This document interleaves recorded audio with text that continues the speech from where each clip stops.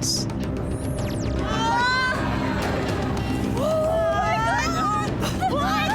Sa challenge na ito, kailangang ma-master ng players ang art ng pagpapatalbog. Magpapatalbog ng ping-pong ball ang contestant sa platong nakaanggulo ng 17 degrees. Para ito tumalbog sa isa pang plato na pareho ding nakaanggulo. Para naman shoot sa garapon na nasa gitna ng dalawang plato. Kailangan magawa ito ng 2 beses.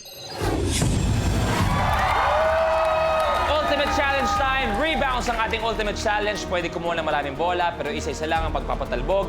Kailangan tumalbog sa 2 plato ang ping-pong ball bago pumasok sa garapon na nakikita nyo sa gitna. Tig-2 ping-pong balls ang kailangan yung ma-shoot sa loob ng garapon for a total of 8.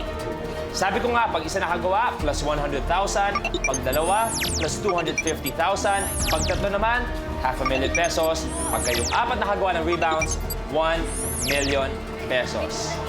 Housemates, ready? Yes! Rebounds is your ultimate challenge for 1 million pesos. You have a minute. Good luck, housemates. Excited. Taas kamay. 2 plato ang kailangan tamaan.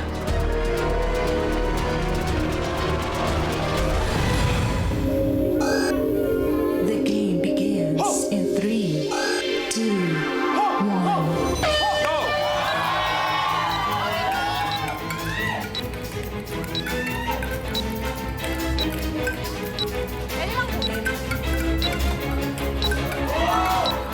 Patience lang, ah.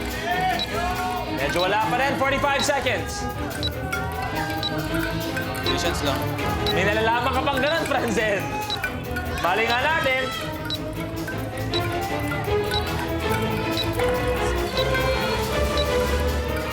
"30 seconds. Lapit na sana. Masok ka, masok ka. 2 lang. Munti ka na kay Franzen. 10. Tenge naman.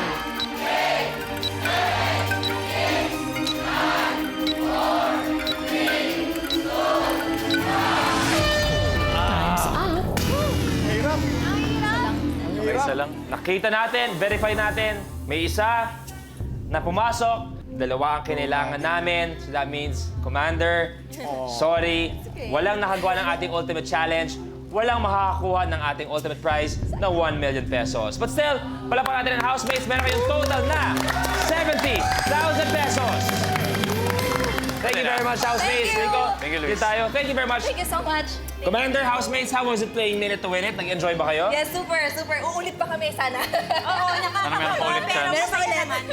Hopefully, I'll get to see you very, very soon. Palapakan natin ang PBB housemates with 70,000 pesos. Thank you very much.